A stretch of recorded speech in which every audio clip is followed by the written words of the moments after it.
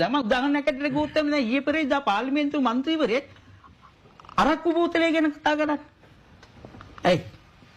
ඒක අපිට නිකන් සාමාන්‍ය පිරිපිරිස් කට්ටියට නිකන් එක විහිළුවක් වුණාට ඒකේ විහිළුවක් නෙමෙයි. ඇයි ඒ අරක්කු බෝතලේ ගැන කතා කරන්නේ? එයා දන්නවා හොඳටම දන්නවා මේක අතිවිශාල ප්‍රමාණයක් ඉන්න අරක්කු බොනවා. අරක්කු බොන මිනිස්සු අතර වීරයෙක්. අන්න අහවලා තමයි අපි කතා කරේ කියලා කියනවා. කතා කළේ. හරි?